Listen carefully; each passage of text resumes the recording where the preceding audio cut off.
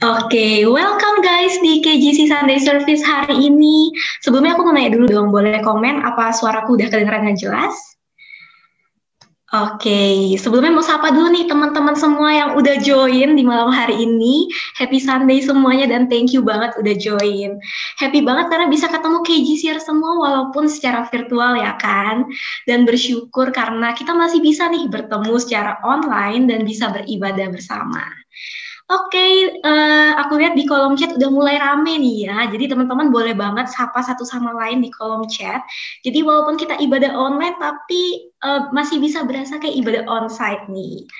Oke, sebelumnya aku mau perkenalkan diri dulu, karena ada peribahasa bilang tak kenal maka tak sayang. Jadi perkenalkan, namaku Jessica, yang akan menemani teman-teman semua di KGC Sunday Service ini sebagai host. Oke, kalau biasanya Sunday Service kita itu di YouTube KGC Lombok, tapi hari ini nggak kalah spesial loh guys, karena diselenggarakan via Zoom Meetings, dan nanti akan ada pembicara kita yang luar biasa, yaitu Pastor Christopher Tapi Heru, yang akan membawakan firman Tuhan dengan judul Grow Up Will You.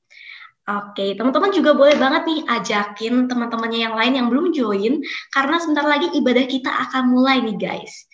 Oke, sebelum kita memulai ibadah kita di malam hari ini, kita akan berdoa terlebih dahulu yang akan dipimpin oleh Saudara Ranten. Silakan, Ko. Oke, suaranya kedengeran? Oke, sebelum mulai kita doa dulu ya. Bapak mengucap syukur Tuhan buat kesempatan yang indah ini Bapak, kami dapat berkumpul Tuhan, bersatu hati bersama, untuk memuliakan nama-Mu, untuk memuji nama-Mu, dan juga Tuhan, untuk mendengar Tuhan, apa yang menjadi keinginan-Mu atas hidup kami ya Bapak. Kiranya Tuhan berkati setiap kami, Tuhan pimpin setiap kami, kiranya kami bertumbuh Tuhan di dalam kasih dan kebenaran-Mu, sehingga kami semua Tuhan, oleh tuntunan Roh Kudus, dimampukan untuk mengerti apa yang menjadi rencana-Mu atas hidup kami, melalui firman-Mu, terkhusus melalui Pastor Christopher malam ini Bapak, kiranya kami semua Tuhan mendapatkan sesuatu yang baru, mendapatkan sesuatu yang berbeda, sehingga kami semua dimampukan Tuhan untuk terus bertumbuh dan terus bertumbuh. Terima kasih Bapak atas seluruh berkat anugerah-Mu, kiranya Kau berkati setiap kami, berkati juga teman-teman kami Tuhan yang sedang akan ikut online Bapak, kiranya mereka juga Tuhan diberikan kekuatan kesehatan ya Bapak. Terima kasih Tuhan, dalam nama Tuhan Yesus kami doa ucap syukur, amin. Amin, thank you Ko. Dan langsung aja ya guys, kita mulai ibadah kita pada malam hari ini. Dan sebelum mendengarkan firman Tuhan, kita akan memuji dan menyembah Tuhan terlebih dahulu guys. Yuk kita siapkan hati kita sama-sama untuk kita memuji Sang Raja. Oke, selamat beribadah KGCers. Shalom KGC Lombok, pernah berada, selamat datang di ibadah online kali ini bersama Pastor Christopher Tapi Heru. Sebelum kami memulai, mari kita angkat satu pujian, bersyukurlah.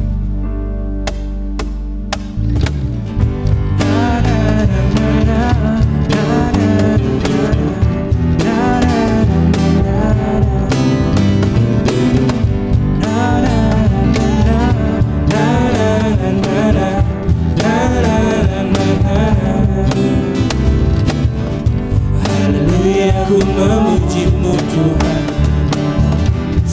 kasih-Mu tak berkesudahan. Bernafas memuji Sang Raja, di atas gunung dan di dalam samudra. Tanganku ku angkat padamu, mensyukuri rahmat-Nya Kami. Kakiku melompat bagimu, sebab rahmat-Mu baru setiap hari. Bersyukurlah kepada Tuhan, sebab Dia baik, sebab Dia baik. Bahwasanya untuk selamanya, kasih setianya, kasih setianya. Na na na na na, na na na na na, na na na na na, na na na na, na na na na, na na na. Haleluya, Ku memuji-Mu Tuhan, kasih-Mu tak berkesudahan. Biarlah bernafas memuji Sang Raja di atas gunung dan di dalam samudra. Tanganku angkat padamu, mensyukuri rahmat yang Kau beri. Kakiku melompat bagimu, sebab rahmat baru setiap hari. Bersyukurlah kepada Tuhan, sebab Dia baik, sebab Dia baik. Bahwasanya untuk selamanya, kasih setianya, kasih setianya. Bersyukurlah kepada Tuhan, sebab Dia baik, sebab Dia baik. Bahwasanya untuk selamanya, kasih setianya, kasih setianya. Bersyukurlah kepada Tuhan, sebab Dia baik, sebab Dia baik. Bahwasanya untuk selamanya, kasih setianya, kasih setianya. Bersyukurlah kepada Tuhan, sebab Dia baik, sebab Dia baik. Bahwasanya untuk selamanya, kasih setianya, kasih setianya. Na na na na na, na na na na na, na na na na na, na na na na na, na na na na na.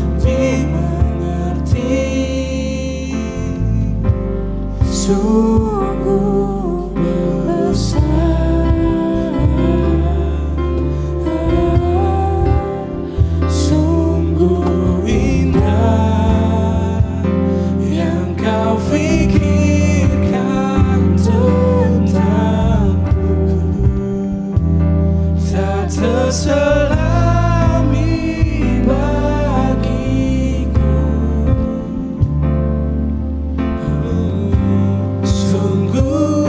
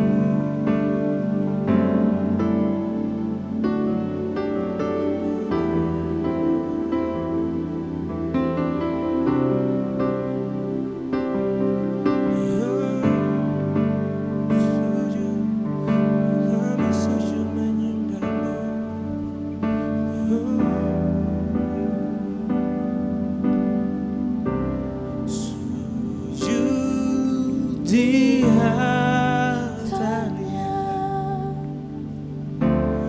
Ku bawa hidupku,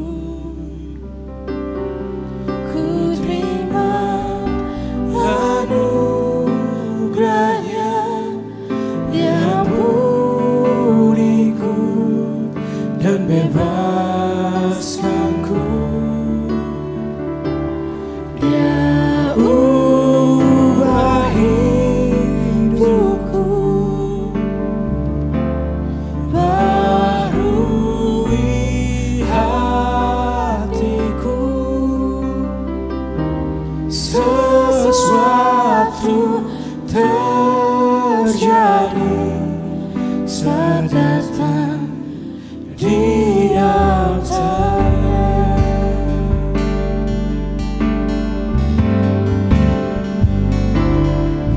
Saat hati terasa berat, tak seorang pun mengerti bebanku. Ku tanya, Yesus, apa yang harus ku buat? Dia berfirman, mari datanglah. Dia selalu pedulikan aku. Ku datang, Yesus, Dia beriku segala bebanku. Sujud di altarnya, ku bawa hidupku, ku terima anugerahnya, Dia ampuniku dan bebaskanku. Dia ubah hidupku, barui hatiku. Sesuatu terjadi saat datang di altarnya. Sujud di altarnya, ku bawa hidupku, ku terima anugerahnya, Dia ampuniku dan bebaskanku. Dia ubah hidupku, barui hatiku. Sesuatu terjadi saat datang di altarnya.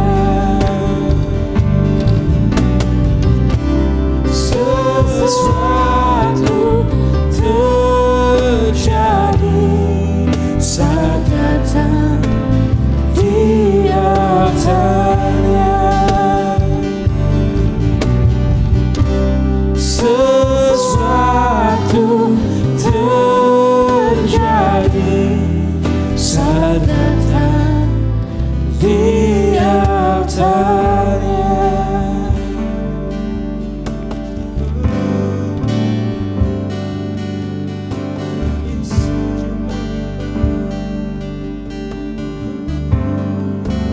Terima kasih Bapak, kami mengucap syukur untuk hari yang telah Kau berikan pada kami. Kami telah menaikkan pujian-pujian bagi-Mu Tuhan. Kiranya Tuhan memberkati apapun yang kami perbuat. Tuhan. Dan saat ini kami akan mendengarkan firman-Mu Tuhan. Kiranya Tuhan memberkati setiap kami agar kami dapat mendengarkan dan melaksanakan firman yang disampaikan oleh pendeta kami Tuhan. Terima kasih Tuhan, dalam nama Tuhan Yesus kami telah berdoa dan mengucap syukur. Haleluya. Amin.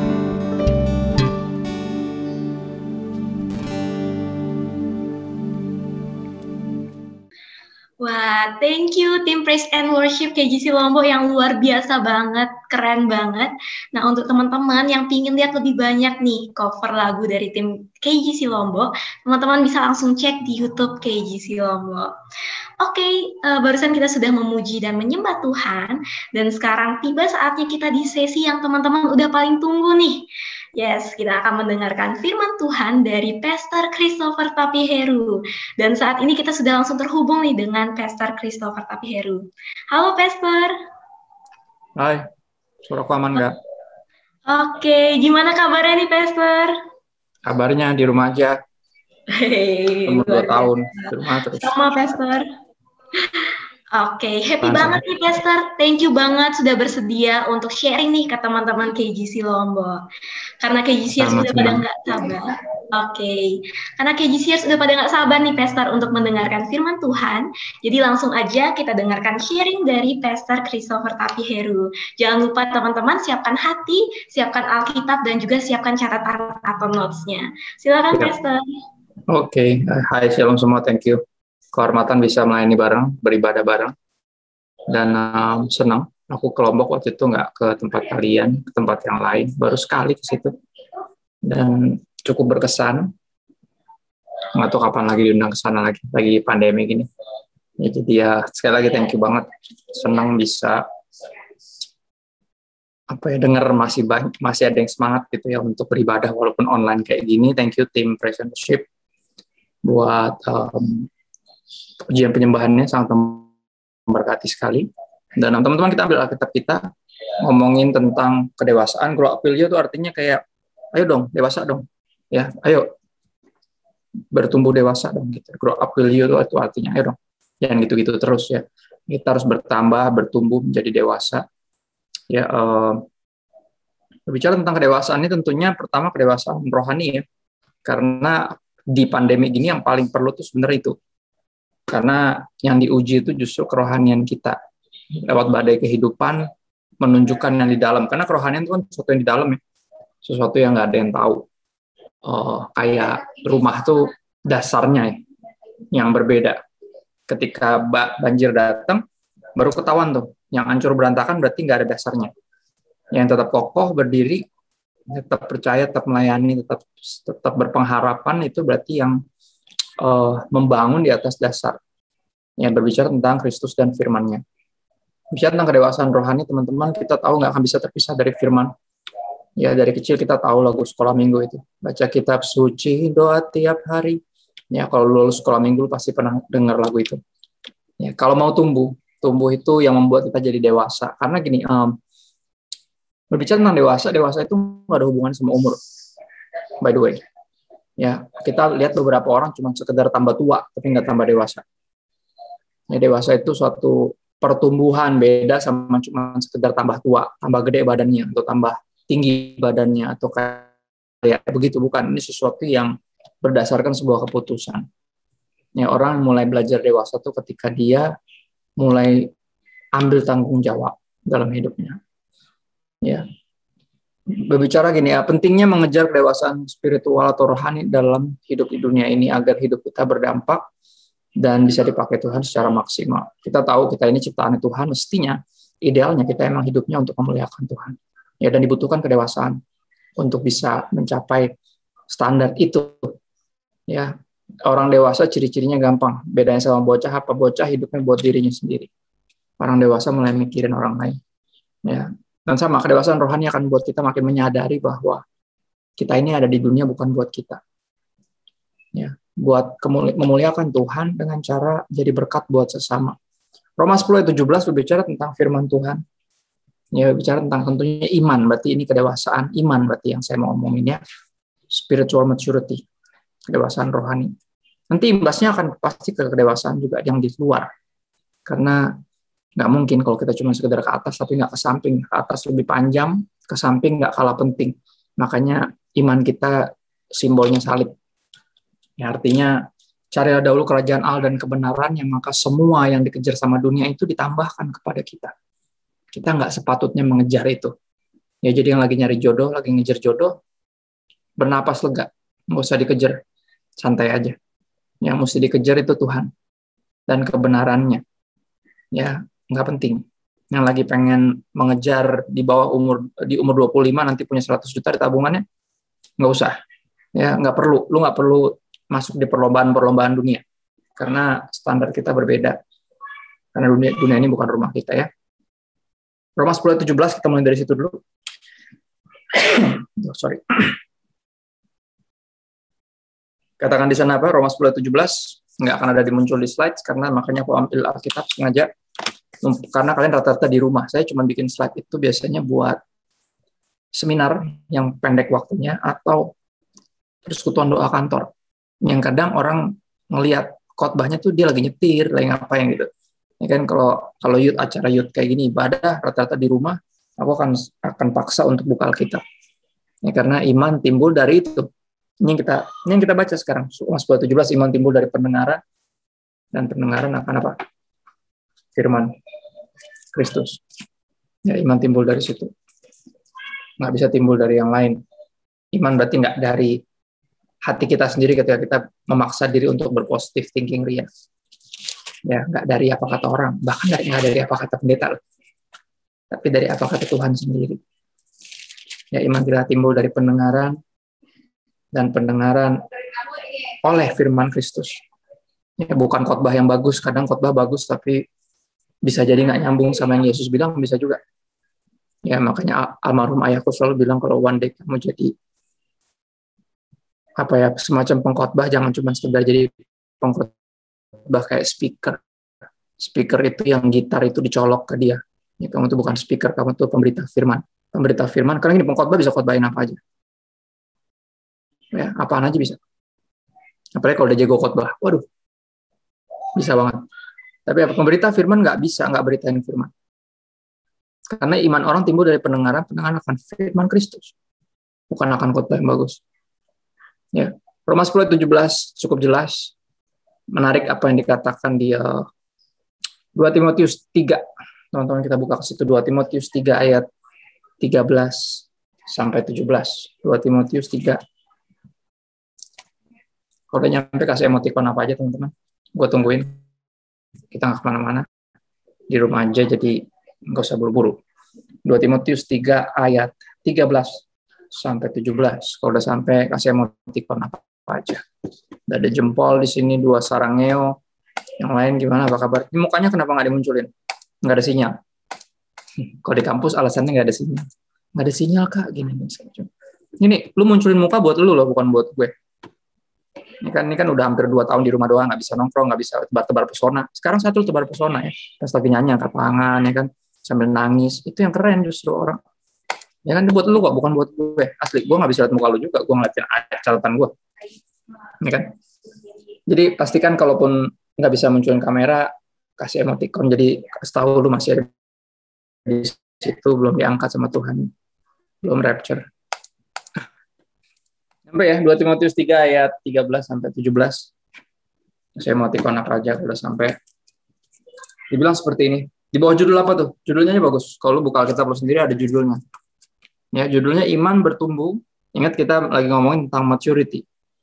Kedewasaan berarti ada sesuatu yang bertumbuh. Benar, iman timbul. Iman timbul dari pendengaran firman. Oke, tapi iman tumbuhnya gimana, Kak? Dijawab di situ di judulnya. Iman bertumbuh dalam penganiayaan. Dalam kesulitan hidup berarti, teman-teman. Ya, dalam pandemi ini mesti iman kita bertumbuh, bukan sebaliknya. Karena firman Tuhan yang berkata, iman tumbuh justru dalam penganiayaan, bukan dalam kenyamanan. Zona nyaman emang enak, tapi nggak ada yang tumbuh di situ. Makanya ada quotes bagus banget, istilah bagus banget. Ketika Tuhan mau membuat kita bertumbuh, dia akan pertama bikin kita merasa tidak nyaman. Ya kan? Kalau emang Tuhan pengen lu bertumbuh, dia akan bikin lu nggak nyaman. Karena nggak ada yang bertumbuh di zona nyaman. Selalu dimulai dari situ. Jadi jangan bingung ketika kok kayak gini sih, jangan bingung. Itu artinya dia lagi pengen lu bertumbuh. Ya, kalau orang dunia bilang itu sebagai pencobaan itu diberikan untuk menjatuhkan. Tapi Tuhan kita nggak mungkin mencobai. Yakobus 1 bilang, Tuhan tidak mencobai dan tidak dicobai oleh siapapun. Ya. Dia nggak mungkin coba-coba. Tuhan itu menguji. Nah, ini yang gue tahu, tujuan dari ujian itu cuma satu, naik kelas. Oke, biar bertumbuh. Iman bertumbuh dalam penganiayaan dan dalam apa? Pembacaan kitab suci. Ya. Bukan hanya timbul, tapi juga bertumbuhnya sama. Kitab suci juga. Timbulnya dari firman Kristus, bertumbuhnya dalam pembacaan, dalam pendalaman sendiri sungguh-sungguh. Ya, di sini ada anggota pemuritan gue namanya Yosua Richard. Ya, dia ikut Bible study udah juga lumayan beberapa waktu. Nah, dan sekarang lagi di bawah sama Tuhan untuk bikin juga hal yang sama. Karena apa? Imannya tumbuh. Ya, walaupun diputusin ya sama pacar ya, Yos. Ini kan iman timbul dalam penderitaan dan penganiayaan memang. Dan pembacaan kitab suci. Jadi lu di jalur yang benar sekarang. Sabar ya. Nah, karena ini ujian. Sabar ya, sabar, ini ujian gitu ya. Ini buat biar naik, biar dewasa. Ya, biar grow up, biar mature. Ya, ayat 13. Saya bilang gini. Mulai ayat 13. Ayat ini aja 14 deh. Oh, dari 12 lebih bagus. Biar berasa penganiayaannya, karena kan tumbuhnya juga dalam situ. Lihat, ayat 12 bilang gini, memang setiap orang yang mau hidup beribadah dalam Kristus Yesus akan menderita aniaya. Jadi jangan kaget justru, ketika lu mulai sungguh-sungguh sama Tuhan, ada aja yang ngerasain. Karena lu lagi di jalur yang benar, artinya lu lagi melawan arus, lu udah putar balik berarti. Gini, anggap nih gue, ini setan. Kita ke arah neraka gitu ya. Kalau kita jalan gini, kira-kira akan ada konflik nggak? Enggak. Nanti gue ini setan, naranya ke neraka. Nggak akan ada konflik. Kenapa? Karena satu jalur. Tapi ketika lu berbalik bertobat, konflik, bener nggak? Karena lu mulai lawan arah, lu mulai ke sono. Jadi jangan heran. Ya, kalau udah mulai ada yang aniaya lu, karena lu udah di jalur yang benar. Lu lagi berlawanan arah sama mereka. Yang mereka anggap lu lebay, sok suci, apa lagi? Macam-macam lah tuduhannya. Apapun itu tuduhannya. Lu udah di jalur yang benar, makanya ketabrakan terus. Papasan terus. Karena lagi lawan arus. Ya, lawan arus selalu lebih susah daripada ikut arus. Ke bawah arus tuh gampang. Hanyut namanya. Ya, lawan arus namanya berenang. Lawan arus. Capek, tapi worth it. Ya. Memang setiap orang yang mau hidup beribadah di dalam Kristus Yesus akan menderita aniaya. Sedangkan orang jahat dan penipu akan bertambah jahat. Mereka menyesatkan dan disesatkan. Pentingnya untuk hidup dalam pembacaan kitab suci, biar kita tahu yang mana firman Tuhan, yang mana yang bukan. Jadi kalau ada pendeta ngomong, Tuhan berkata kepada saya, kita langsung tahu, nih Tuhan ngomong nggak sama dia. Kalau Tuhan berkata kepada dia nggak sesuai sama firman Tuhan, berarti entah apa yang, ya kan, entah apa, siapa yang ngomong sama lu, nggak jelas. Bukan Tuhan. Karena apa Tuhan bilang, Tuhan berkata kepada saya nggak akan di luar dari firman Tuhan. Ngerti ya? Kalau kita nggak pernah baca Alkitab, kita nggak mengenal Tuhan melalui firman-Nya, orang gampang tipu-tipu kita. Ya, gampang dibodong-bodongin. Ayat 14. Tetapi hendaklah engkau tetap berpegang pada kebenaran yang telah engkau terima dan engkau yakini. Jadi kebenaran bukan cukup hanya didengar. Nggak bisa cukup tahu, cukup diketahui, tapi apa? Diterima dan diyakini. Alright? Dengan apa? Gimana caranya? Tetap berpegangnya dengan selalu mengingat orang yang telah mengajarkannya kepadamu. Makanya bersyukur kalau udah di gereja yang gembalanya, yang pendeta-pendetanya atau yang khotbahnya semua itu bukan cuma pengkhotbah tapi pemberita firman. Ya, dengan setia mereka mengajarkan itu, nggak pernah melenceng sana sini, fokusnya masih Yesus. Ya, khotbahnya masih intinya Kristus yang disalibkan. Ya, masih Injil, puji Tuhan. Ingat mereka yang telah mengajarkannya kepadamu. Ingatlah juga bahwa dari kecil engkau sudah mengenal kitab suci yang dapat memberi hikmat kepadamu dan menuntun engkau kepada keselamatan oleh iman kepada Kristus Yesus. Iman timbul dari mana? Pendengaran firman Kristus. Ya, kalau iman lu cupu, jangan-jangan yang dikhotbahin bukan firman Kristus. Tapi menurut si Papen dan Bupen, Pak Pendeta dan Bu Pendeta. Ya kan? Karena kalau itu perkataan Kristus, iman lu pasti solid. Ya, pasti akan lu dari situ lu bilang punya hikmat, kayak berasa dituntun kepada keselamatan oleh iman kepada Yesus Kristus. 16. Segala tulisan diilhamkan Allah, firman Tuhan. Ini Alkitab pertama gue yang gue baca sampai habis dari pertobatan gue di tahun 2008. Ya, kita hancur-hancuran, penuh coret-coretan, hancur lah pokoknya. Ya, gue baca Alkitab di tahun 2000, sungguh-sungguhnya 2008 mulai baca Alkitab beneran sendiri. Tadinya dibacain terus sama bapak gue, kan bapak gue pendeta. Ya, dan cuma dengar khotbah doang, nggak pernah baca sendiri. 2008 pas bertobat tuh akhir tahun 2008 mulai baca sendiri. 2009 gue beraniin diri untuk bikin Bible study karena apa yang gue dapat pengen gue bagiin ke teman-teman gue. Oke, that's what happens and the rest is history. Gue sampai hari ini karena itu, karena firman. Ya, mentalnya cuma sekedar mau berbagi. Di sosial media juga gitu. Postingan gue sesederhana gue berbagi apa yang memberkati gue. Kalau lu nggak setuju, ya nggak, yang no problem. Orang ini Tuhan yang ngomong sama gue kok. Gue kan hanya mau berbagi. Kalau terberkati, puji Tuhan. Kalau enggak, ya udah, scroll away. Ya enggak. Ya dong, nggak usah pusing, nggak usah komen di situ, nggak usah scroll away. Ya enggak. Lu kalau ngeliat orang jelek di Instagram, bener nggak? Tapi berasa ganteng. Lu nulis nggak kira-kira di komen? So ganteng lo, enggak kan? Scroll away. Kenapa diliatin? Tuh jelek diliatin, bener nggak? Kan aneh. Tapi orang tuh gitu, kalau ngeliat postingan tuh pasti pengennya boleh dikritisi. Ya gitulah mental-mental Farisi sama ahli Taurat kayak gitu, paling kayak nggak menghargai privasi orang. Ya IG-nya dia suka-suka dia dong. Mau dia posting mukanya yang kurang enak dipandang terus kayak Instagramnya dia terserah dong. Ya kan? Nangkep ya?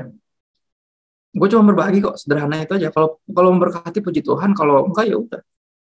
Gue nggak berhutang sama siapa-siapa. Segala tulisan yang diilhamkan Allah memang bermanfaat untuk mengajar, untuk menyatakan kesalahan, untuk memperbaiki kelakuan, dan untuk mendidik orang dalam kebenaran. Kenapa? Karena semua itu dibutuhkan untuk kedewasaan iman. Semuanya. Ya. Diajar, dikoreksi, kesalahan dikasih tahu. Ya, makanya kalau baca Alkitab kayak ngaca, bener nggak? Kelihatan semua, jelek-jeleknya lu kelihatan langsung. Ini kan langsung kayak, lu berasa baik sambil baca Alkitab. Orang kalau baca Alkitab nggak ada yang ngerasa baik. Langsung tahu, oh iya, ngaco gue. Kan gitu. Ya. Orang yang sok baik pasti sok ngerasa baik, paling bener, ngerasa udah kudus, pasti nggak pernah baca Alkitab. Karena rasa sebaliknya ketika lu baca Alkitab, lu ngerasa dituduh. Pasti. Kenapa? Karena nggak mungkin dia yang salah. Pasti lu yang salah. Ya. Dan kalau udah salah apa? Makanya dinyatakan kesalahan. Mengajar, menyatakan kesalahan. Tapi apa? Tujuan dinyatakan dan diajar biar apa? Biar bisa diperbaiki kelakuannya.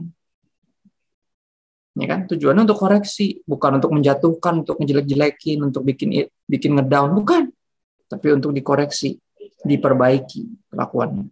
Biar apa? Supaya terdidik dalam kebenaran. Itu bagian dari pertumbuhan iman. Tujuannya apa? 17. Dengan demikian, tiap-tiap manusia kepunyaan Allah. Asik ya kata-katanya?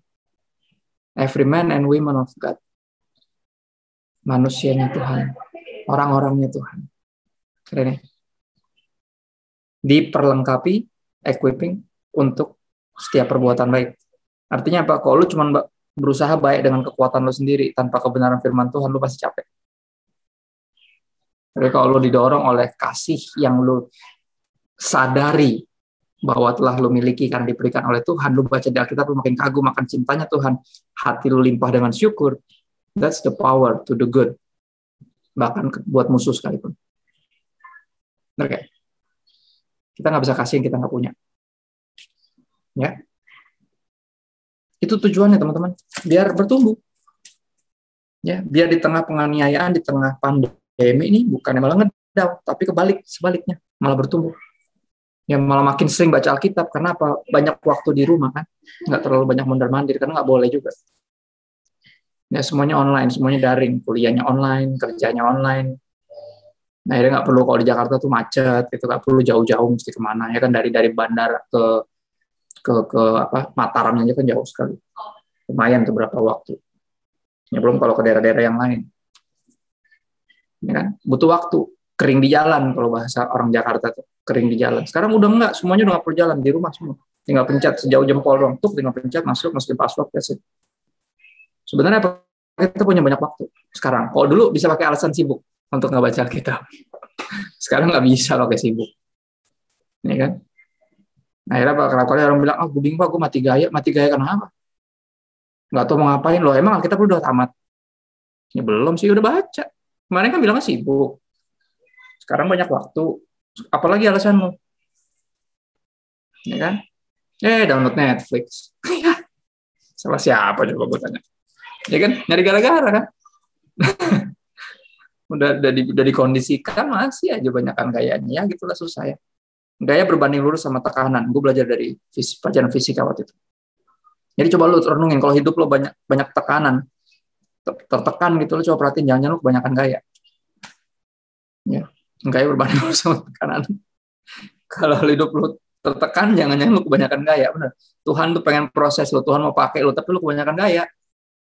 Ya, aduh Tuhan, ntar lo deh, gue masih muda, gue mau senang-senang dulu lah. Memang kalau ikut Tuhan gak menyenangkan gitu? Lu mau tahu satu hal yang gue sesali dari bertobat di umur 24? Kenapa baru umur 24 gue bertobat? Itu yang gue sesali. Karena gue punya pandangan gesrek bahwa gue gak mau ikut Tuhan dulu karena terus gak asik. Gue mau senang-senang dulu. Ya, yang ada bukan senang-senang.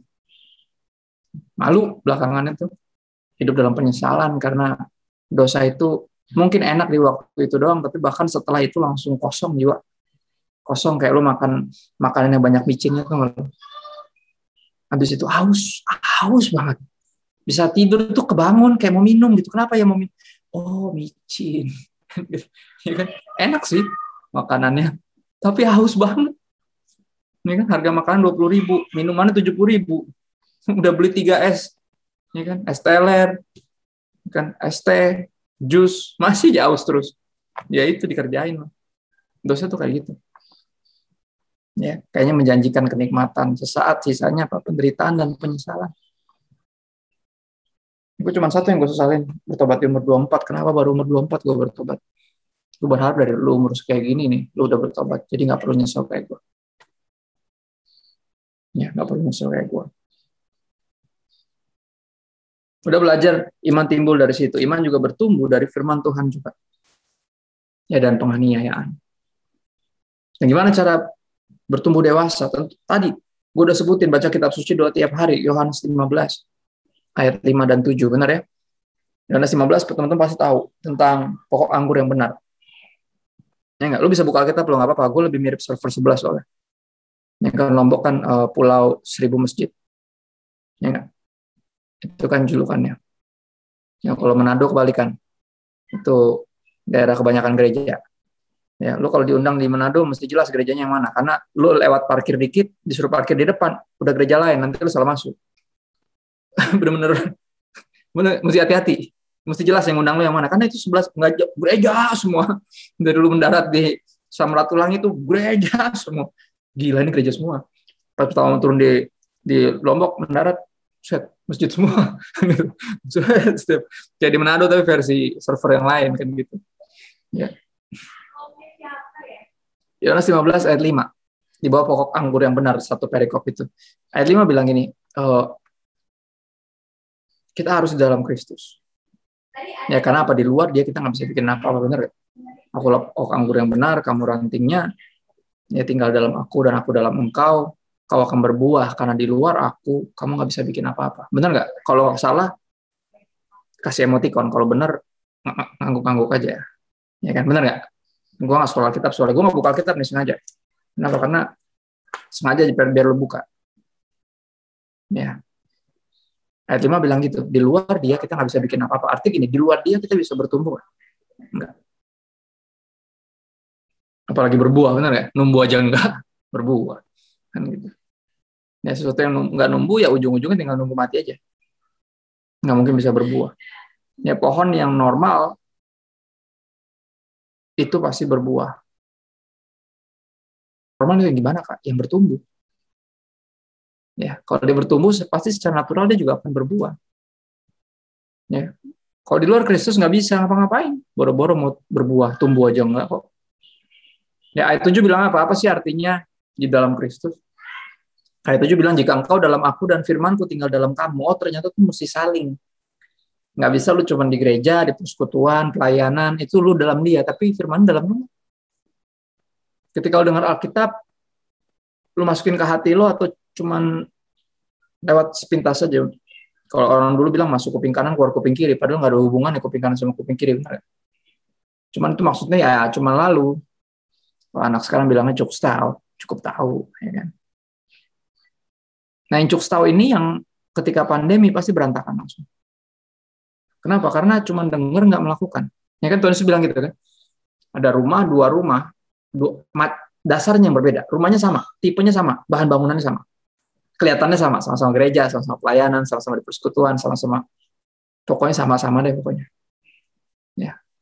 Tapi ketika pandemi baru kelihatan yang mana, bener gak? Ya, yang mana yang bukan cuma dengar tapi juga lakukan. Yang mana yang bukan cuma dalam Tuhan tapi firman Tuhan juga dalam dia. Itu artinya. Jika engkau dalam aku dan aku di dalam kamu. Ya. Baru kamu akan bisa berbuat apapun, karena di luar aku kamu nggak bisa bikin apa-apa. Ya, pertanyaannya selalu, apakah firman Tuhan mendapat tempat di hati lo? Ya, apakah Tuhan itu segitu berharganya buat lo? Berapa orang masih struggle dengan kedisiplinan untuk baca Alkitab? Kak, gimana sih caranya biar bisa disiplin baca Alkitab? Gue bilang sederhana, sadari bahwa lo membutuhkannya.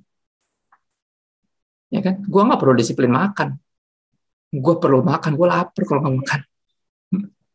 Ya, baca Alkitab kan kayak makan. Yesus bilang manusia nggak hidup cuma dari roti doang, tapi dari setiap firman yang keluar dari mulut Tuhan. Artinya firman Tuhan harus dipandang seperti makanan, tapi buat rohani kita. Kayak makanan bagi tubuh kita. Ya, kita makan sehari banyak. Sarapan, makan siang. Habis itu ada jam-jam ngemil. Ya, jam-jam 2:30 sampai jam 4 tuh jam-jam ngemil. Kalau zaman gue ngantor, gue pasti ke Indomaret. Lapar, cari cemilan.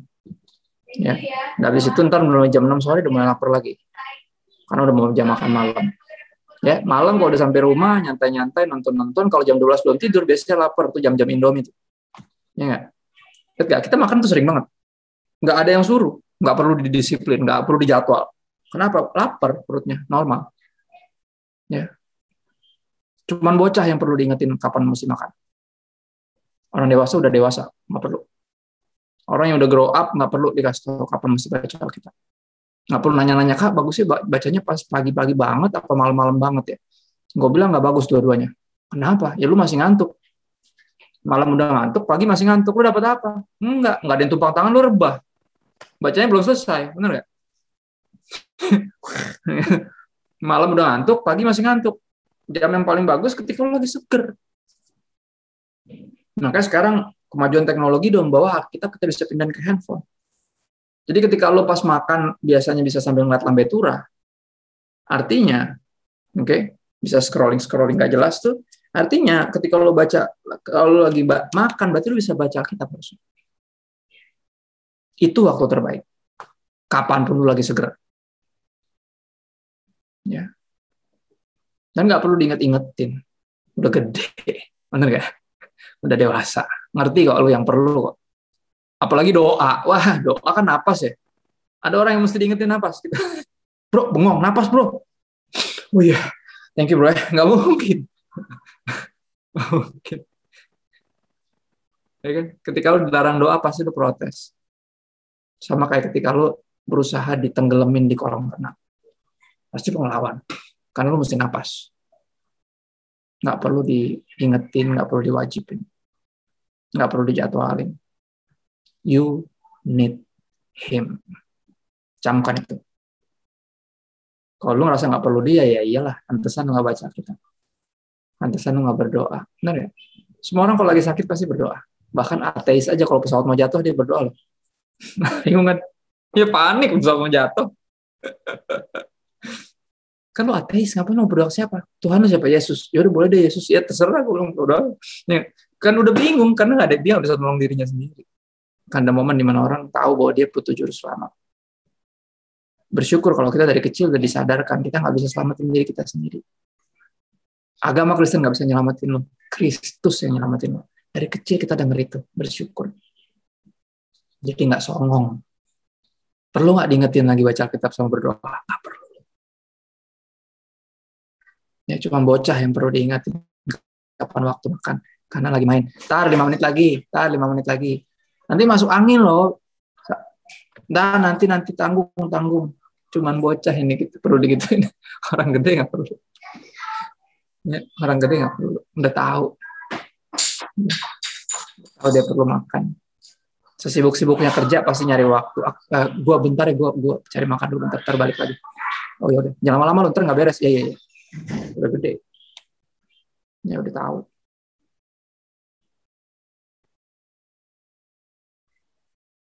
Ya.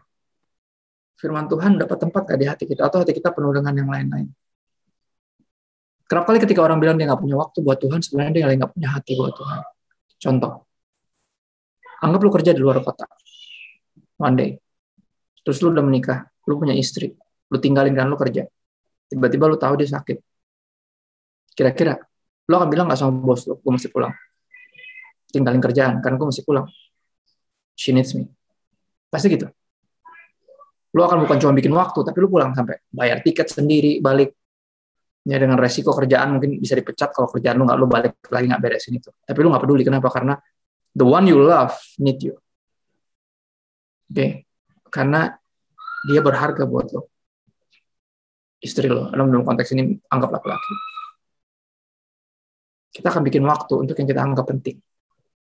Kita akan sebutnya sebagai urgent. Sorry Pak Bos, ini urgent nih. Ya. Sama. Nah, kita bilang kita nggak punya waktu buat Tuhan, berarti dia nggak sepenting itu buat kita. Benar ya? Kenapa? Karena lu taunya ya kan dia nggak perlu gua, emang dia nggak perlu lu ya perlu dia. Cuma ketika semua baik-baik saja kan lu pikir lu nggak perlu Tuhan. Itu problemnya, benar ya? Nah kayaknya mesti diizinin ada pandemi nih, biar nyadar, benar ya? Ya kan pas pandemi semua langsung nyadar tuh, oh iya ya, kita nggak bisa ngandelin apa-apa dan siapa-siapa di dunia. Bisa ada dan nggak ada gitu aja soalnya. Tapi cuma Tuhan yang selalu ada dan nggak pernah tinggalkan kita, benar ya? Akhirnya lu sadar kan lu perlu dia. Nggak bisa liburan, nggak bisa jalan-jalan, nggak bisa nongkrong-nongkrong, nggak bisa. Akhirnya apa, cuma bisa berdoa, baca Alkitab. Emang iya, emang itu yang kurang selama ini. Ada 2 tantangannya untuk bertumbuh dewasa teman-teman dalam iman. Yang pertama keduniawian. Udah gue bahas tadi barusan, benar ya? Apapun dan siapapun yang menjauhkan dari Tuhan, itu bukan dari Tuhan. Ya. Bukan berasal dari Bapa, tapi berasal dari dunia. Ya. Hawa nafsu mata, ya kan? Yang itu tuh. Ayat itu. Nggak berasal dari Bapa, semuanya berasal dari dunia. Ya. Tapi ada tantangan satu lagi yang lebih tricky. Gue akan bahas yang ini. Karena kalau ke duniawi lu udah tau lah. Ya lawannya rohani itu duniawi. Tapi dalam rohani nih hati-hati. Ada jebakan namanya keagamawian. Nah ini yang tricky. Karena lu ngerasa rohani gara-gara lu udah agamawi. Bener gak? Lu udah religius.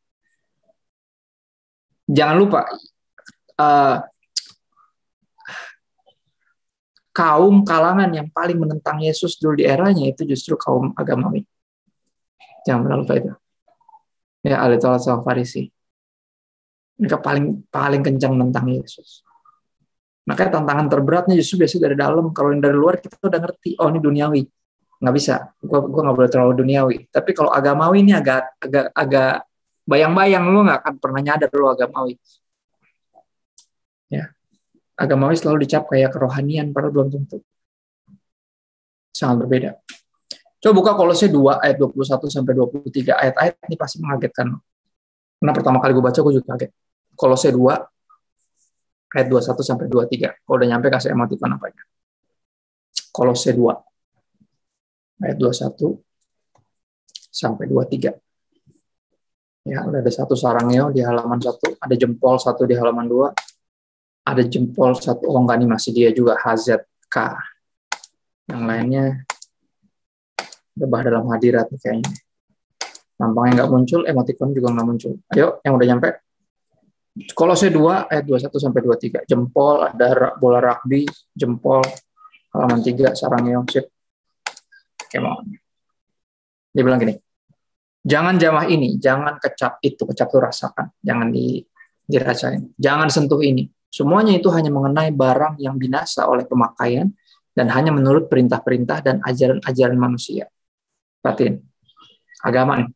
Ya, peraturan-peraturan ini, walaupun nampaknya penuh hikmat dengan ibadah buatan sendiri, seperti merendahkan diri, menyiksa diri, kata-katanya kagetin, tidak ada gunanya selain untuk memuaskan hidup duniawi. Ya, makanya apa dibilang gini, ketika lo berhasil beragama, ada satu dosa yang pasti lo lakukan. Apa namanya? Sombong amat, bener. Tahu ya? Sombong itu nggak bisa dihindari. Ya. Dan jangan pernah lu berpikir dengan kesombongan lo, dengan sombongan kita bisa ke surga. Karena sombong yang bikin Lucifer ditendang dari surga. Oke? Makanya kita nggak bisa nyelamatin diri sendiri. Kalaupun kita berhasil menjalankan perintah agama, kita sombong. Karena kita ngerasa gue yang taat, bukan tuh, ini gue yang bisa mengendalikan, menahan hawa nafsu gue berhasil ngedisiplin diri gue. Ya banyak orang yang protes ketika mengalami pandemi, mungkin kehilangan orang yang kita kasihi, atau dipecat dari kerjaan, usahanya bangkrut, bete. Kenapa? Karena kita pelayanan. Gue ke pelayanan gini, kok lu gitu sih Tuhan? Nggak adil banget lo. Gue udah gini, kok lu gitu? Lihat tuh, agamawi. Ya. Lupa dia. Orang-orang kayak gitu lupa bahwa semuanya dari Tuhan. Dan bukan buat dia. Dipercayakan sama Tuhan. Artinya apa? Masih punyanya Tuhan. Ya kan? Gue belajar itu ketika kehilangan bokap gue meninggal tahun lalu, bulan Oktober, pas gue ulang tahun ke-36. Itu ulang tahun terakhir gue ada dia. Umur baru 69. Kita pikir dia bakal kayak sampai 80 atau berapa. Matanya 70 aja nggak nyampe. Mau marah. Kenapa? Karena gue pelayanan. Bokap gue pendeta, pelayanan lah. Kita keluarga hamba Tuhan kok. Kita pelayanan semua. Kita hidup dalam ketaatan, kekudusan. Tapi kok dia meninggal, nggak terima. Gue nggak terima sampai akhirnya gue diingetin bahwa bokap gue bukan punya gue. Bokap gue itu milik Tuhan. Nah, jadi ketika bokap gue meninggal, Tuhan nggak ngambil dia dari gue. Karena itu bukan punya gue. Dia nggak ngambil apa-apa. Orang bukan punya gue kok. Ngerti nggak maksudnya? Itu punya dia. Bebas diambil kapan aja. Ya kayak lo lagi minjem motor orang nih, dikasih pinjam, ya udah lo pakai dulu deh. Sambil lo gawe, nanti lo nyicil yang baru. Ya lo nabung deh buat yang baru nanti. Pakai aja motor gue, belum ngalahin gue pakai. Terus tiba-tiba teman lo yang punya motor datang. Suatu waktu gitu pagi-pagi lo lagi mau berangkat kerja. Hari ini gue pakai ya. Ya tapi gue berangkat kerja, ya udah gue goncengin. Gue taruh lo di tempat kantor, tapi nanti lo bisa marah gak? Nggak bisa, orang bukan punya lo. Sama, hidup tuh masih dipandang gitu teman-teman. Jadi kita, keagamawian kita tuh nggak dikasih makan terus. Kita pikir kita udah gini, Tuhan berhutang harus begini. Enggak. Tuhan nggak berhutang apa-apa sama kita. Kita yang berhutang segalanya sama Tuhan. Ya. Dan ini yang pandemi ajarin sama kita. Ya. Semuanya ini Tuhan percayakan bukan untuk menjauhkan kita dari Tuhan harusnya. Ya, justru harusnya buat kita makin bersyukur, makin tahu diri. Ya, kepercayaannya makin banyak yang Tuhan percayakan sama saya. Saya harus lebih bertanggung jawab. Dewasa. Ayo dong. Grow up, ya, kalau kata orang bule tuh. Ayo dong. Masa sampai kapan lo kayak bocah gini? Ayo dong. Grow up dong. Ya, dewasa dong.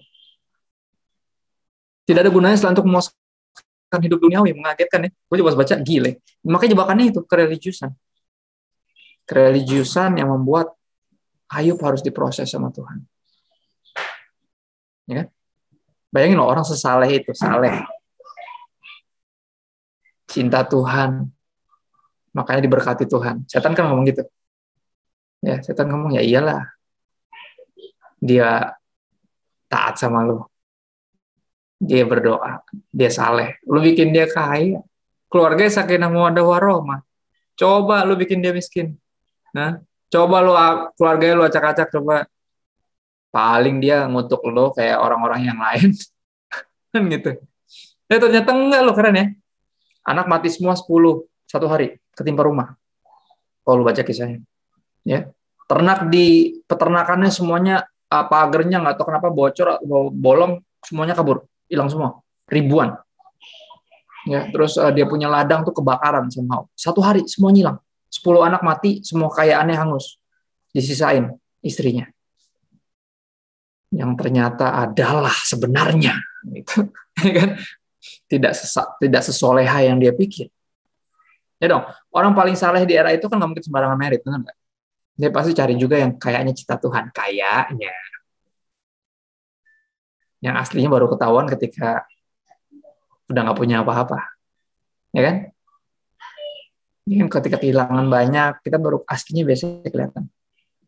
Dan akhirnya istri bilang gitu sama suaminya, kayak lu masih mau nyembah Tuhan juga, dah, gini ya udah lu nyembah Tuhan terus mati aja gimana? Dia ngomong gitu bininya. Terus Ayu bilang apa? Bicaramu seperti perempuan gila. Gue pas baca ayat itu tersinggung gue. Kenapa? Karena gue kayak tuh cewek. Gue cuma bisa bersyukur ketika semuanya baik-baik saja. Gue cuma setia melayani kalau semuanya yang gue minta dikasih sama Tuhan. Tapi ketika ada yang gak enak, gue mulai meragukan. Ya Tuhan, lu ada gak sih? Lu sayang gak sih sama gue? Lu beneran baik gak sih? Kalau lu baik, kenapa gini? Kalau lu kaya, kenapa gue struggle terus secara finansial? Kan gue anak lu, lihat gak? Bicaramu seperti perempuan gila. Wow. Kalau gue jadi FC, gue protes. Gue bilang, Tuhan kenapa yang ini gak diambil? Yang ini aja lu ambil, jangan yang lain. Yang ini. Gitu. Disisain malah yang itu. Ya. Akhirnya apa, dia berproses sama Tuhan. Dia punya teman-teman yang sarjana-sarjana teologi, bukannya helpful, malah nyari alasan. Kenapa ya Yup? Lu kena azab Yup? Lu kena azab nih Yup? Lu pasti punya dosa lu. Gitu lah. Punya teman kok suwe banget, bukannya nemenin gitu ya. Menghibur gitu. Malah sok-sok pinter gitu, mau cari alasan kenapa Tuhan hukum lo ya Ayub. Enggak, Tuhan nggak menghukum Ayub, kata siapa? Tuhan lagi menguji Ayub. Itu bukan pencobaan buat Ayub, itu ujian. Kenapa? Karena ada satu yang mesti keluarin dari hatinya, yaitu namanya righteous man. Orang ini orang benar. Orang benar pasti punya self-righteousness. Kebenaran dirinya sendiri. Dia ngerasa selama ini gue diberkatin, ya iyalah, gue saleh. Gue gak punya salah. Dia sampai bilang sama teman-temannya, asli, lu tanya Tuhan, gue gak pernah bikin dosa. Tanya Tuhan. Gila. Itu justru yang bikin dia goyah. Teman-temannya terus nyecer, coba cari, kenapa ya? Gue banyak bertobat gara-gara baca kitab Ayub, karena kerap kali ketika ada yang meninggal, gue datang ke ibadah penghiburan, gue coba menghibur teman gue dengan sok-sok bijak. Yang adalah malah bikin dia nggak capek, nggak tertolong. Makanya ada ayat yang bilang apa? Tertawa dengan orang yang tertawa, menangislah dengan orang yang menangis. Nggak usah sok-sok kasih nasihat udah. Kalau bapak lu mati juga lu nangis, bener ya? Udah bro, Tuhan pasti punya rencana. Gue juga tahu. Ya kan, cuma di momen itu nggak penting ngomong gitu. Lagi kehilangan, udah temenin aja, udah nangis bareng dia. Oke. Karena kita butuh waktu untuk berduka, teman-teman. Ada waktu untuk tertawa, ada waktu untuk berduka. Ada waktu untuk segala sesuatu, kata Salomo. Nggak usah paksain orang yang lagi berduka, disuruh ketawa, malah aneh. Biarin dia berproses. Tapi jangan lama-lama. Kenapa? Karena dia udah di tempat yang lebih baik. Ya, rumahnya udah jadi. Tugasnya udah selesai. Ya, dan dia orang percaya, dia pasti bersama Tuhan sekarang. Udah beristirahat dari jeli lelahnya. Sekarang kita yang mesti lanjutin. Tapi nggak mungkin di hari itu juga lo ngomong, bener? Nggak peka banget namanya. Akhirnya sampai dia ngomong gini sama Tuhan, kalau emang gue cuma lahir buat kehilangan, menderita, sama sakit, buat apa gue lahir? Dia sampai ngomong gitu, kasihan ya. Orangnya udah tabah, saleh, tapi diproses demikian rupa. Dan Tuhan bukan yang hibur dia, malah kasih pertanyaan. Kan Ayub soalnya bertanya, kayaknya Ayub bilang ini Tuhan, lu kayaknya nggak becus jadi Tuhan. Ya, mestinya nggak kayak gini nih. Tuhan kasih kuis Alkitab dari pasal 38 sampai 41. Bukan Tuhan ngejelasin, karena jujur teman-teman, Tuhan itu Tuhan, dia nggak perlu menjelaskan apapun kepada siapapun. Dia Tuhan. Ya.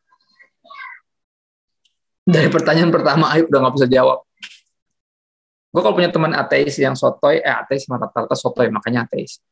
Ya kan? Jadi gue selalu suruh dia, kalau lu pintar beneran gitu kan, gue suruh dia jawab pertanyaan-pertanyaan yang Tuhan berikan ke Ayub. Anggap nih lu yang ditanyain sama Tuhan. Kan gitu, lu nggak percaya Tuhan ada, nih silakan, dia lagi nanya nih ke lu. Anggap aja, nih kuisnya deh. Kalau emang lu pintar, lu jawab semua. Ya. Sampai detik ini belum ada yang berhasil jawab semua, karena pertanyaan pertama aja udah nggak bisa dijawab. Lu di mana pas gue bikin alam semesta? Selesai. Bener gak? Karena kan isunya kan itu, penciptaan. Mereka kan nggak percaya dunia diciptain. Dunia itu terjadi dengan sendirinya. Karena ada Big Bang. Big Bang bukan boyband Korea ya. Ya, teman-teman yang BTS. Big Bang itu apaan? Gue bilang, itu tabrakan dari dua benda angkasa. Menghasilkan siap apa yang berevolusi jadi sekarang. Oh gitu, jadi kita hasil tabrakan gitu. Kayak NBA gitu ya. Ya kayak gitu dong, berarti kecelakaan kan, nggak sengaja. Nggak ada maksudnya. Nggak direncanakan, nggak dicita-citakan, nggak didoakan gitu ya. Tabrakan gitu. Oh jadi gitu. Oh gitu alam semesta diciptain. Ya katanya sih, kata siapa loh? Ya kata orang-orang pinter. Orang-orang pinter. Yang mana? Oke. Jadi nggak ada yang nyiptain. Kita nggak sengaja gitu. Oh ya, terus si dua benda angkasa itu dari mana? Belum ada yang bisa jelasin dua benda angkasa dari mana. Ya dari dulu ada di situ. Nggak bisa, nggak ada yang dari dulu ada di situ. Pasti ada permulaannya. Kalaupun itu tabrakan dari situ, yang tabrakan ini siapa yang bikin? Siapa yang tabrakan? Siapa yang buat yang tabrakan? Kan gitu. Ayam sama telur duluan mana? Pertanyaannya kan gitu selalu. Ya duluan ayam lah. Makanya namanya ayam bertelur, bukan telur berayam. Bener gak? Ada kan telur berayam. Orang bego juga tahu, bener gak? Cuman orang sok tahu doang yang lebih tahu dari itu. Enggak, duluan telur. Makanya dari telur tuh menetas jadi ayam. Ayam bertelur, bukan telur berayam. Bener gak? Ya udah, gue bilang udahlah, susah ngomong sama lo. Udah nih, gue kasih nih kuis Alkitab nih. Tuhan lagi nanya sama Ayub. Ayub lagi berasa dia bisa jadi Tuhan yang lebih baik. Nggak bisa jawab baru pertanyaan pertama. Berapa pasal tuh pertanyaan banyak banget. Ya. Ayub akhirnya apa, di ujung dari proses itu dia bilang apa? Selama ini ketika semua baik-baik saja, saya hanya mendengar dari orang tentang Engkau Tuhan. Tapi setelah melalui proses ini, kehilangan, kekecewaan, sakit, penderitaan, sekarang mataku sendiri memandang Engkau. Gila. Kenapa? Karena kesombongan, self-righteousness, menutupi hati kita, mata rohani kita dari melihat kemuliaan Tuhan. Makanya dia bilang, dari dulu cuma dengar banyak tentang lu dari orang. Ketika semua baik-baik saja, tapi gara-gara penderitaan ini, proses yang Engkau izinkan terjadi, yang membuat iman saya bertumbuh. Benar gak? Yang membuat saya jadi dewasa. Sekarang mata saya bisa melihat Engkau. Keren. Ya. Kedewasaan harus melalui semua itu, teman-teman, nggak bisa dipaksain. Kalau buah tuh kasarnya nggak bisa dikarbit, ya kan? Kelihatannya udah matang, pas dipotong sepet, karbit nih, kan gitu, nggak matang, ya kan?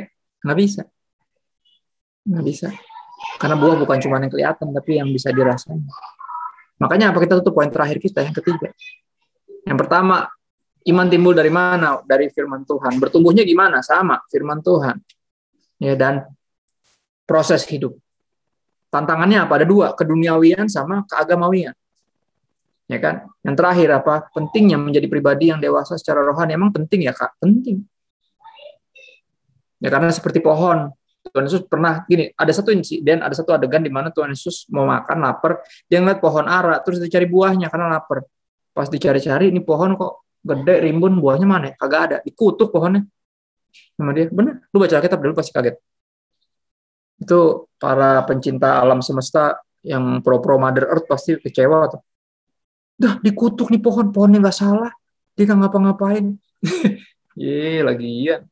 Ya kan, orang tuh kadang terlalu mencintai Mother Earth sampai melupakan Father in Heaven. Itu problem. Ketika manusia mengutamakan ciptaan daripada Sang Pencipta. Penyembahan berhala, kemarin ada yang nanya kan. Jadi ada orang bikin mural, ngancurin lahan sawah. Oke. Bikin mural. Terus ada yang nanya, Kak, kok di gereja nggak pernah diomongin kayak gini? Gue bilang, buat apaan? Loh, emang kita orang Kristen nggak peduli alam semesta gitu ya? Oh, kita lebih peduli jiwa-jiwa sih. Karena alam semesta ini akan berlalu. jiwa-jiwa yang akan kekal. Makanya kita nggak fokusin di situ. Tapi apa kita nggak penting menjaga kelestarian alam? Ya penting. Makanya apa kita nggak buang sampah sembarangan? Itu aja, that's it. Nggak usah rame-rame, nggak usah ribut. Nanam 1.000 pohon di rumah. Alkitab aja dulu keluarin dibaca, terus teman-teman lu injilin. Ngapain nanam 1.000 pohon sampai Tuhan Yesus datang? Kamu ngapain aja? Saya itu menjaga kelestarian lingkungan alam. Ya, saya nanam 1.000 pohon Tuhan sepanjang hidup saya. Oh ya? Terus gue harus bilang wow gitu? Nggak nyambung. Ya? Setan kalau nggak bisa bikin lu nyembah setan, setan bikin lu nyembah dunia ini. Yang penting lu nggak nyembah Tuhan aja. Setan udah berhasil. Nah, jadi jangan ke distract. Ya, banyak upaya-upaya yang bagus. Ada orang lebih berkepribinatangan daripada berkepri kemanusiaan. Ya, ketika lagi bencana alam, yang dicari binatang bukan orang. Gila. Animal rescue. Itu nomor 1. Ya itulah. Hal-hal yang baik jadi utama. Yang utama terbengkalai. Benar nggak? Ya kan? That's what happens. Ya mungkin lu udah nggak nonton bokep sekarang. Benar nggak? Tapi pindah. Jadi maraton drakor. Bedanya apa? Dua-duanya buang-buang waktu. Ferdinand Gunawan Santoso. Ferguson. Ya kan? Ngapain? Ya kan? Dulu kebut-kebutan. Jalan raya. Negatif. Sekarang main futsal. Nggak pulang-pulang. Positif kan, sehat. Sama aja dua-duanya buang-buang waktu. Hati-hati. Ya. Setan itu paling jago. Bikin kita itu ke distract. Dia ngapain kita bertumbuh. Kenapa? Karena kalau kita berbuah, kita nggak dipotong, dibuang ke dalam api. Setan nggak punya teman. Ya kan? Tuhan Yesus bilang gitu. Yohanes bilang gitu. Yohanes Baptis bilang gitu. Tuhan Yesus juga bilang sama. Pohon yang tidak berbuah dipotong jadi kering terus dibuang ke dalam api. Itu arti hidup yang tidak berguna. Gimana bisa berbuah kalau nggak bertumbuh? Mature, bicara kedewasaan. Kedewasaan menghasilkan buah. Galatia 5 ayat 22 nih ayat terakhir. Berbicara tentang buah roh. Teman-teman tahu ya, gue nggak sebut buah-buah karena buahnya cuma 1. Rasanya ada 9. Menjelaskan apa? Sederhana. Kedewasaan. Makin matang buahnya, makin lengkap rasanya. Benar nggak?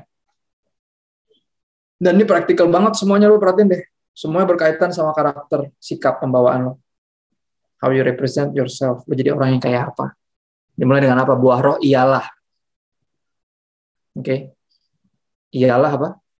Kasih, sukacita, kedamaian, kesabaran, ketentraman, politepis, bisa juga kesabaran, kebaikan, ya, kindness, kemurahan hati, kebaikan, kesetiaan, kelemah lembutan, dan apa? Pengendalian diri. Ya, jadi kedewasaan rohani akan tercermin lewat kedewasaan kita. Makin lama orang makin dewasa rohaninya, dia akan menjadi orang yang semakin bisa memberkati orang lain.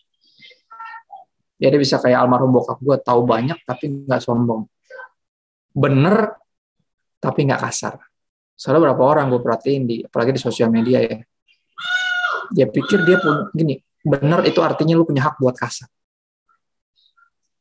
Ya lu perhatiin deh, kolom-kolom debat, di debat-debat yang di YouTube lu perhatiin deh. Ya kalau ada orang udah kehilangan kesabaran sampai kadang ada yang maki-maki di debat-debat forum-forum Kristen, jawabannya keren pakai bahasa asli, cuman nggak bisa ngendalin dirinya. Nggak dewasa kan? Katanya malah kayak bocah. Nah, bocah ciri-cirinya apa? Ya itu emosian. Ngamuk, ngambek, ngacak-ngacak, ngerti? Bocah. Orang dewasa mana gitu? Ya. Dan buah paling manis, rasa paling manis dari buah yang paling matang, mengendalikan diri. Akan kelihatan itu. Ya, di pandemi ini kita lihat reaksi kita ketika kita kehilangan, ketika kita lagi sedih, kecewa, lagi marah, kelihatan. Ya, kita udah dewasa atau belum? Kita udah dewasa atau belum? Itu aja teman-teman, gue nggak mau panjang-panjang, walaupun panjang tetap, sorry ya, gue anggap besok Tuhan Yesus sudah datang, jadi gue berharap, walaupun nggak mungkin lo jadi dewasa dalam satu malam ya, tapi at least gue udah taburin benih yang benar. Gue berharap tanahnya kayak tanah yang subur ya, tanah hati yang terbuka gitu, yang siap terima kritik, yang emang punya teachable spirit, ya, telinga seorang murid. Gue berharap itu loh orangnya. Yang malam kita ada berat 60 sama gue. Puji Tuhan. Gue harap semuanya merespon dengan baik. Ya, mudah-mudahan firman yang ditabur ini jatuh di tanah hati yang tepat. Sehingga berbuah dan bertumbuh dan berbuah apapun musimnya, bahkan di tengah pandemi ya. Yuk doa bentar ya, gue tutup doa firman. Syukur Tuhan buat hadirat-Mu. Walaupun secara mata jasmani kami nggak bisa lihat Tuhan, bahkan kami nggak bisa ngumpul. Secara fisik masih daring, masih online. Yang bersyukur punya Tuhan yang nggak terbatas ruang dan waktu. Tuhan yang menepati janji, yang selalu hadir ketika 2 atau 3 orang berkumpul mencari Engkau. Kami bersyukur buat hadirat-Mu, kami tahu Engkau hadir karena suara-Mu sangat jelas di telinga kami. Yakinkan kami that you are here and you are near, Engkau di sini dan Engkau dekat. Kami percaya Roh Kudus akan terus berbicara bahkan ketika hamba-Mu sudah berhenti berbicara. Kami minta bantuan Roh Kudus untuk mampukan kami bukan hanya jadi pendengar tapi juga jadi pelaku firman. Sehingga pertumbuhan iman kami nyata, membawa kami jadi pribadi yang semakin bisa jadi berkat buat sesama dan memuliakan Bapa kami yang di surga. Kami minta bantuan-Mu Roh Kudus kepada Bapa yang baik dalam nama Yesus. Amin. Amin. Thank you, Pastor. Luar biasa sekali ya sharing dari Pastor Christopher Tapieru, sangat memberkati. Kita jadi tahu nih guys dan ngerti tentang kedewasaan secara rohani supaya hidup kita semakin berdampak dan memuliakan Tuhan. Amin. Terberkati guys. Yuk bisa komen juga di kolom chat. Say thank you juga buat Pastor Christopher Tapieru yang udah sharing nih malam hari ini. Oke, sebelum mengakhiri ibadah kita pada malam hari ini, saya akan membacakan sedikit pengumuman bahwa minggu depan tanggal 29 Agustus jam 5 sore di gereja akan diadakan KM Gathering nih guys, dengan tetap menerapkan protokol kesehatan pastinya. Jadi diharapkan teman-teman semua dapat datang karena kita bakal ada fellowship nih, ada praise and worship bareng dan juga kita bakal mendengarkan talk show mengenai anxiety. Dan juga untuk KGCers yang belum dan rindu berkonsel, teman-teman dapat langsung DM Instagram @kgclombok. Oke, pengumuman selanjutnya, KGC Sunday Service minggu depan masih diadakan melalui YouTube KGC Lombok jam 7 malam.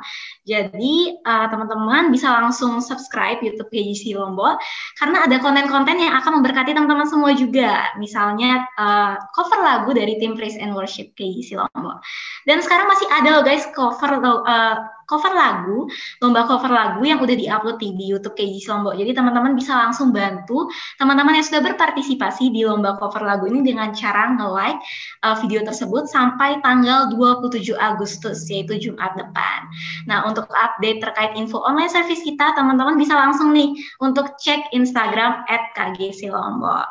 Oke, pengumuman selanjutnya, buat teman-teman nih yang pingin curhat, pingin minta saran, atau pingin kesaksian tapi masih malu untuk ngomong langsung, bisa langsung kunjungi www.kgclombok.wordpress.com.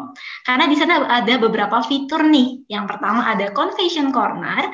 Jadi teman-teman yang lagi punya masalah, pergumulan, dan membutuhkan saran atau dukungan, terus ingin bersaksi nih ke teman-teman yang lain, bisa langsung ke fitur Confession Corner ini. Karena caranya juga gampang dan teman-teman bisa sharing secara anonim. Jadi nama teman-teman nggak terlihat di website tersebut. Lalu buat teman-teman yang ingin konsultasi lebih lanjut, bisa mengisi kolom identitas teman-teman, dan setelah itu akan mendapatkan balasan dari konselor kami. Oke, pengumuman berikutnya yaitu adalah untuk teman-teman yang belum memfollow Instagram @kgclombok, jadi teman-teman bisa lihat di sana ada konten-konten yang sangat memberkati, misalnya KGCC tips, reminder, lalu ada pastoral notes, dan masih banyak lain. Bahkan kemarin ada kuis Alkitab ya, berhadiah. Jadi teman-teman buruan langsung cek Instagram @kgclombok. Oke, nggak kerasa nih guys, kita sudah berada di penghujung ibadah kita. Dan sebelum menutup, saya minta kesediaan Pastor Christopher Tapieru untuk menutup ibadah kita dalam doa. Silakan Pastor. Yuk, kita berdoa ya teman-teman. Makasih Tuhan buat kesempatan indah bisa duduk di bawah kaki mendengar isi hati Tuhan. Kami percaya apa yang keluar dari hatimu, dari mulutmu ditabur Tuhan, akan kembali sia-sia benih ini jatuh di tanah hati yang tepat, sehingga bertumbuh dan berbuah.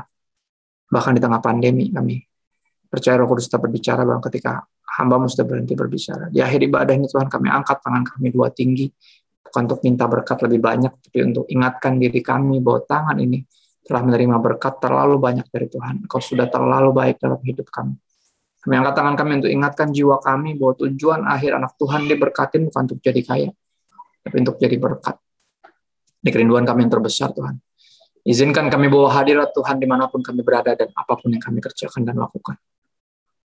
Nah, kami tahu di mana ada roh Tuhan di situ ada kemerdekaan. Roh Kudus mampukan kami jadi berkat, pertama di rumah tangga kami, di keluarga kami. Di lingkungan kami tinggal berdomisili, di tempat kami menimba ilmu, sekolah, universitas, tempat kami bekerja, berusaha, kantor, perusahaan, di tempat kami melayani di gereja kami. Di kota manapun, bahkan di negara manapun, jika ada yang join dari daerah yang lain. Kami percaya roh yang sama yang membangkitkan Kristus dari antara orang mati, Roh Kudus tinggal di dalam kami, memampukan kami untuk tak hidup bagi diri sendiri, sehingga bisa jadi berkat bagi sesama, dan memuliakan Bapa kami yang di surga. Tuhan menghadapkan wajahnya kepadamu, menyinari engkau dengan kasih-Nya. Biar kasih dari Allah Bapa yang dibuktikan lewat pengorbanan Sang Putra Yesus Kristus di kayu salib, serta persekutuan dengan Roh Kudus menyertai kita dari hari ini, sampai Maranatha Yesus datang kembali untuk menjemput kita, membawa kita ke tempat yang Dia janjikan, Dia siapkan hanya untuk kita. Dan sampai saat itu tiba, semua yang telah menerima kebenaran, siap bertumbuh dalam iman, dan berbuah melalui perbuatan baik, jadi kesaksian, jadi berkat. Dalam nama Yesus semuanya berkata, Amin. Amin. God bless. Happy Sunday. Stay safe and healthy. Amin. Tetap berpengharapan. Pastor, semoga bisa ketemu lagi di event selanjutnya ya, Pastor. Siap. Ya. God bless. Thank you semuanya. Pastor, kita bakal foto dulu nih, Foto Pastor. dong. Ayo, come on. Oke. Oke, teman-teman yang belum on cam bisa langsung on cam ya, atau yang mau touch up, ayo buruan perbaiki rambutnya gitu. Karena kita bakal fotoan bareng Pastor Christopher Tapiheru yang bakal jadi kenang-kenangan nih buat kita semua. Ayo yang belum on cam bisa buruan on cam. Di slide terakhir ini masih banyak yang belum on cam. Kita tunggu sebentar.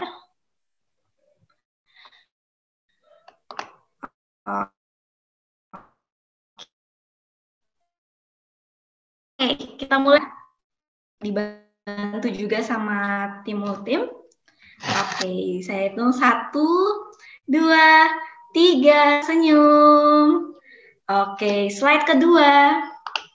Oke, masih ada yang belum on cam nih. Oke, senyum ya. 1, 2, 3. Oke, sudah tim Multim? Oke, sudah. Thank you semuanya. Thank you KGCers. Thank you Pastor Christopher Tapiheru. See you di ibadah KGC minggu depan. God bless. Bisa unmute sapa-sapa. Bye. God bless. Bertumbuh ya dalam iman. Jadi dewasa. God bless. God bless.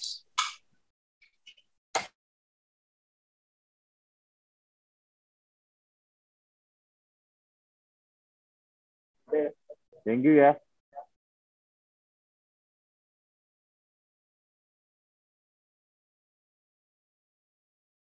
Thank you ya. God bless you. Thank you Kevin, Ama. Oh ya, Ama.